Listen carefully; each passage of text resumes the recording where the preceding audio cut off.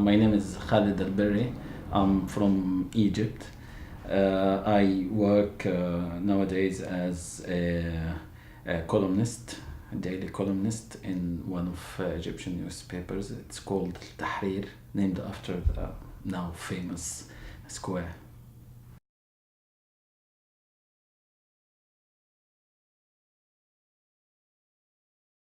It's the same thing about being a writer everywhere. You have a chance to be manipulative. You manipulate your characters, you play with them. You are God for some time. So that's perfect.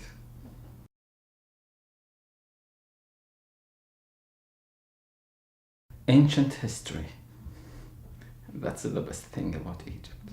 I really can't think about lots of things. I know I should be patriotic and talk about how wonderful we are, but I think in Egypt, because of the population and the diversity of people, you come across loads of characters for me as a writer. So you meet people from all classes, from all sort of thinking, and by dealing with this number of people, it's like you're traveling in time and in place as well.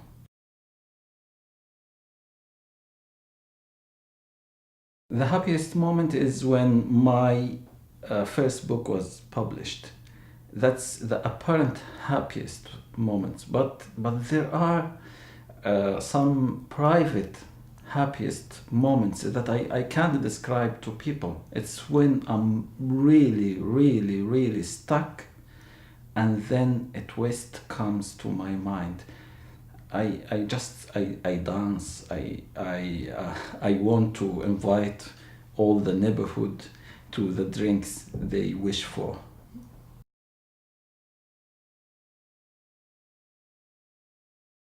Iowa is different. Iowa is like a movie setting where there is a director who told people how to move, how where to stop, and where to smoke, and everybody is abiding the law. But America in general, I really like this optimistic views of American people. They're wishing to help all the time. You ask somebody about something, they can say, "I'm afraid I don't know," but they always say, let me see how can I help you.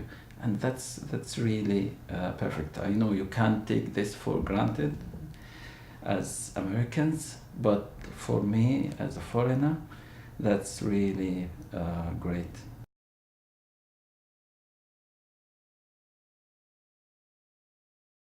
That's very complicated question.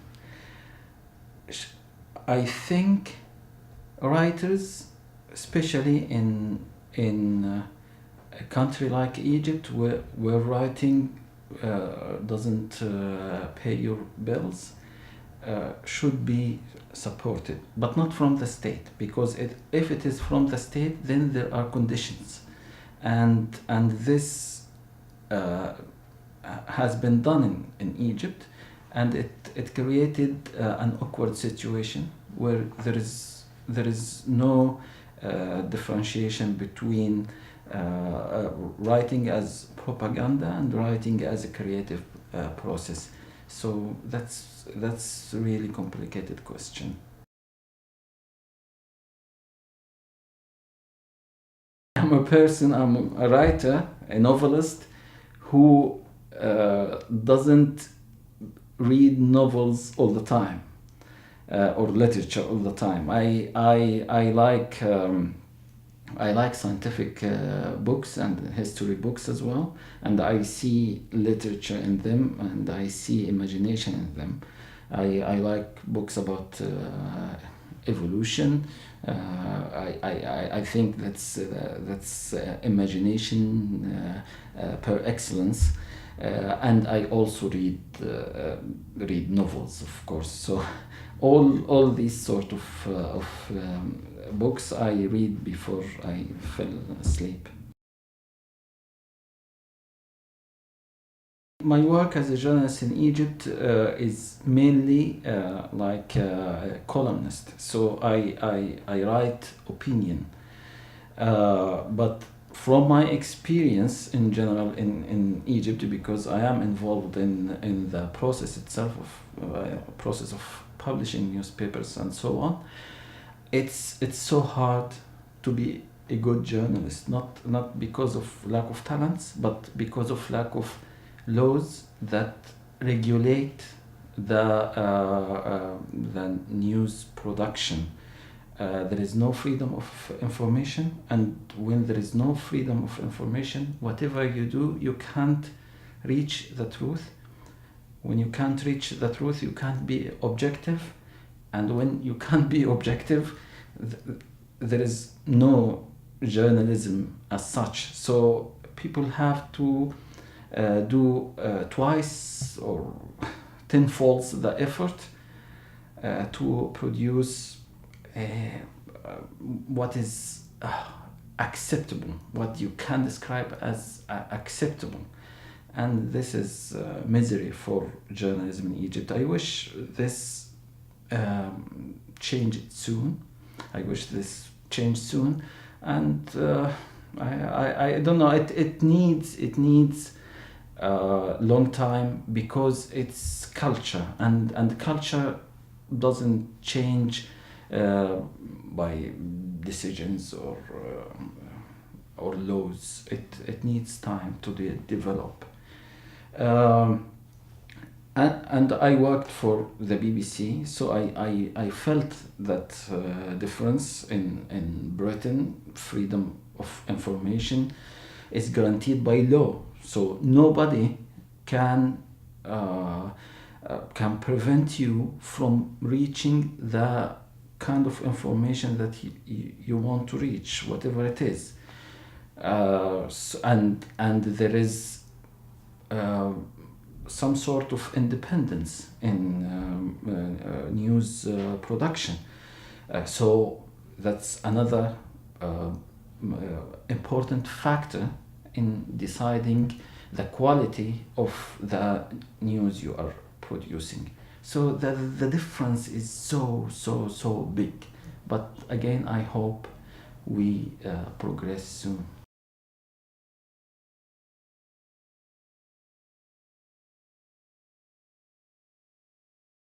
There are loads of challenges in Egypt. Everything is a challenge. Education is a challenge. Economics is challenge, and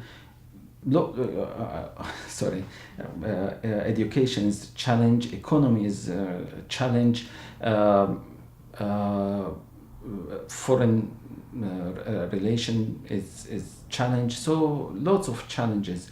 But for President Mohamed Morsi in person, I think he has to think seriously about his position within Muslim Brotherhood organization. This is a not elected organization. The president of it, Murshid or guide or whatever they call him, is not elected. The people who are above President Mohamed Morsi in hierarchy within the group are not elected. He has to separate himself from them in order to have any chance of success. I know that for him this is not a priority, because he would think this group made me president. Without this group, I would not have had the slightest chance to be a president.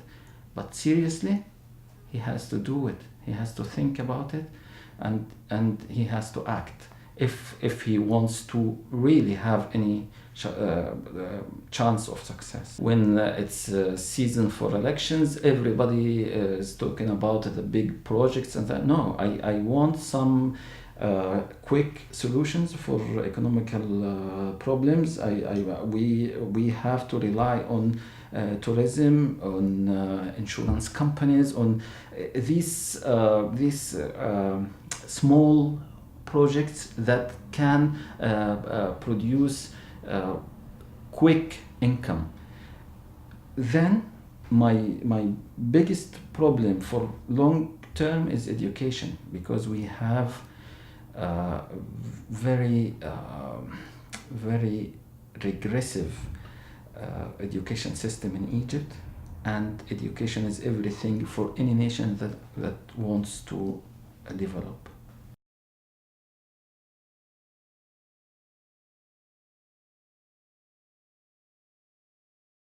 The biggest effect of Arabic Spring is that it uncovered what has been there underneath the surface, because we used to have dictatorships, and dictatorships don't like different people, whatever the difference is. They just cautious about them. They think, oh, we don't know, then just ban them.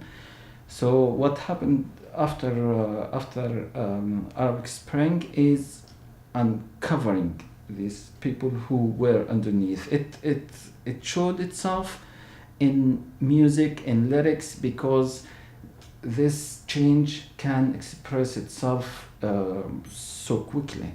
But I think it's yet to come to literature. It's yet to come to being brave and courageous in expressing yourself in different genres, and yet to come to build up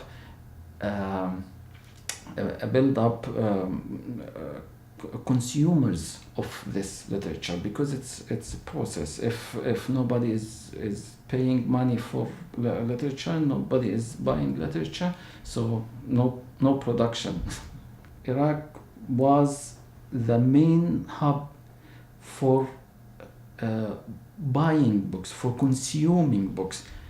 Also, Iraq in poetry was like the avant-garde nation. I don't know why. Maybe there is a legacy of poetry in general in Iraq. That's why they were the first, the pioneers, to go and look for different poetry all over the world and try to imitate it, and then develop their own style. So Arabic poetry was affected by what happened in Iraq, definitely. Consumership of literature, of novel and other books, was affected by Iraq. In Syria, it's different. In Syria, the regime there kept production of books, but because it's not free regime, so there was a contradiction.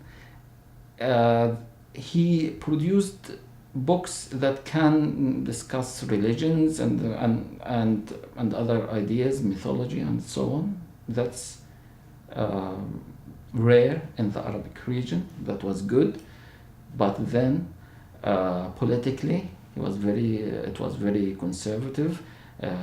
The regime, I mean, put writers in prison. So, in the end, the regime didn't do literature good. So Iraq and Syria, with Egypt, Lebanon, were the main literature, the main literature countries, if I can say so. North Africa was okay. I mean, Algeria, Morocco, and Tunisia, but before of the French link, so their contribution, their old contribution to Arabic literature was a bit limited. Now with translation and with Arabization, they are contributing so well. But I mean, Iraq, Syria, and Egypt, and Lebanon were the main countries for producing literature in the region, and they all were, with the exception of Lebanon, were affected by the dictatorships that we have had for the past 60 years.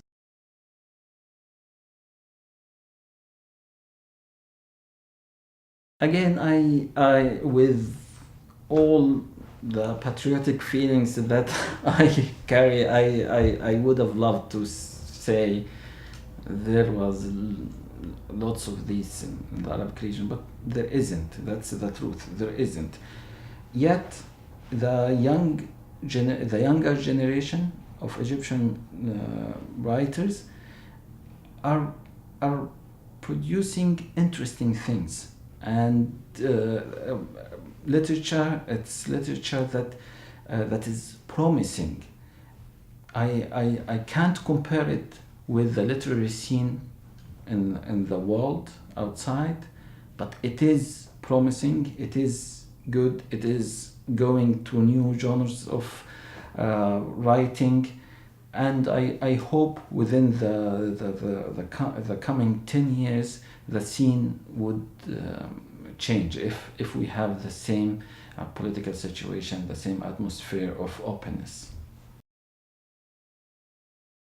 Yeah, I think what of the best things that I learned from writing is the differentiation between what people call truth and fictional truth.